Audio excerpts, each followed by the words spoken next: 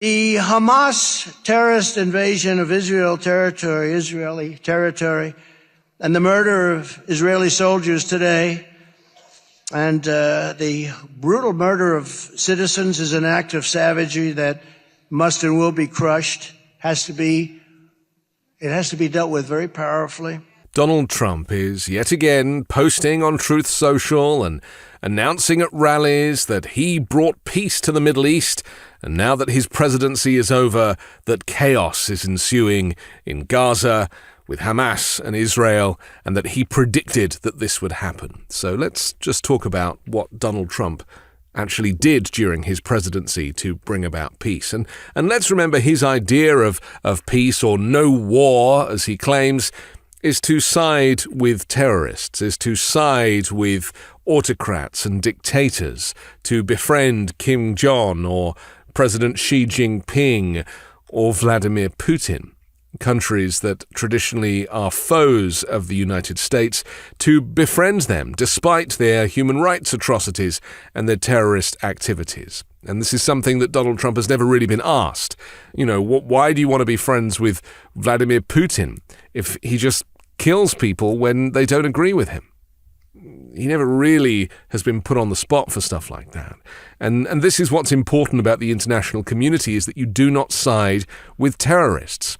Well, let's just go back to these so-called Abraham Accords, as he so blatantly branded these peace deals that he talked about, which of course were never really peace deals because they were between countries that were not at war. They did not have conflict. These were peaceful nations who were already doing business with each other. So think back to September 2020. Trump heralded the dawn of a new Middle East. Standing at the White House, he announced pivotal diplomatic agreements between Israel and its Gulf Arab neighbors, Bahrain and the United Arab Emirates. He said, following decades of division and conflict, not really true, Trump declared, flanked by regional leaders in a moment featured in subsequent campaign ads, the Abraham Accords were initiating the groundwork for a comprehensive peace across the entire region, he said. Well, meanwhile, here we are, 4 years later. The aspiration for such peace remains distant, particularly concerning the enduring conflict between Israel and the Palestinians, which were not mentioned in the Abraham Accords. He conveniently ignored the plight of Palestinians and the struggle for territory in Gaza and Israel. The region, as we know, is now witnessing a resurgence of violence, a war declared by Benjamin Netanyahu, casting renewed scrutiny on Donald Trump's approach to bringing lasting peace to the Middle East. Well, Trump's strategy revolved around circumventing the challenge of de-escalating tensions between Israel and the Palestinians. Instead, he focused on fostering stronger bonds between Israel and certain Sunni Arab states, primarily driven by their mutual apprehensions about Iran. As we know, Hezbollah, supported by Iran, Hamas, supported by Russia. You could argue that Vladimir Putin has his fingerprints all over this war in Gaza right now. And of course, Putin is somebody that Donald Trump sees as a close ally. The accords negotiated under Trump were widely interpreted as a signal of waning support from some of Israel's Arab neighbors for the Palestinians.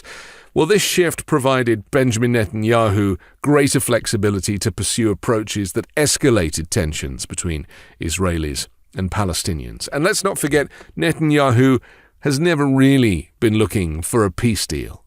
His job is to protect Israelis and Israeli Jews.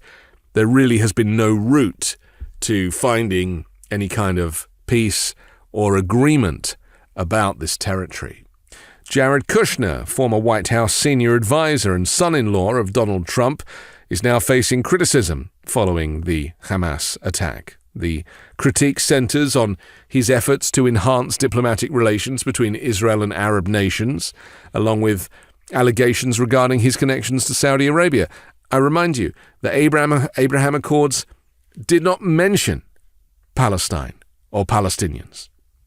So bringing peace to the Middle East is a branding exercise. It's a photo opportunity, but it didn't actually go anywhere close to resolving the issues that the Middle East was seeing.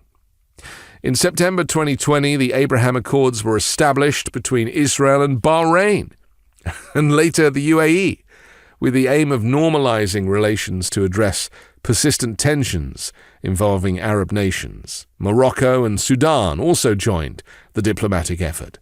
Morocco, Sudan. Are these countries you ever hear talking about being in conflict with Israel? Absolutely not. Again, a performative exercise designed for photo opportunity to see Trump and Kushner and Ivanka doing deals, signing documents, but very light on detail and not really doing anything to address the key issues in the Middle East.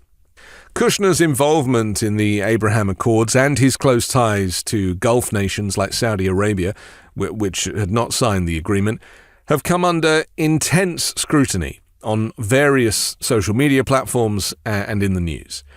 Kushner, who's married to Ivanka, former president's daughter, is currently involved in running the private equity fund Affinity Partners. Notably, the fund received $2 billion of investment from a fund led by Saudi Crown Prince Mohammed bin Salman 6 months after Donald Trump's departure from the White House. And recent reports from the New York Times reveal substantial investments made by the UAE and Qatar into Kushner's private equity firm, further fueling accusations of potential classified intelligence exchange with Mohammed bin Salman, allegations the Crown Prince has vehemently denied. In his book, Breaking History, a White House memoir, Kushner highlighted the positive impact of Saudi reforms, particularly for women and the region's overall progress. Well, as we've now seen, much of this has now been reversed. I mean, look at Afghanistan, now under the control of the Taliban. Women losing their rights as quickly as they gained them. The recent attack by Hamas has resulted in a tragic loss of life on both sides, prompting a strong response from Israel, vowing that they will change the face of Gaza and destroy Hamas. Meanwhile, frightened residents of Gaza have described bombardments striking residential buildings, hospitals and schools across the enclave amid growing concern over destruction of civilian infrastructure as Israel pledges to enforce a full siege. Donald Trump never brought peace to the Middle East. Donald Trump put himself at the center of a photo op so that now, several years later, he would be able to use that visual, knowing that it would be likely that there would be conflict in this region, and say, nothing to do with me. When actually, if you look carefully, you'll see that this has everything to do with Donald Trump. I'm Anthony Davis. You can hear me every day on the 5 Minute News podcast, on Wednesdays co-hosting Uncovered, and on Sunday on The Weekend Show with MeidasTouch.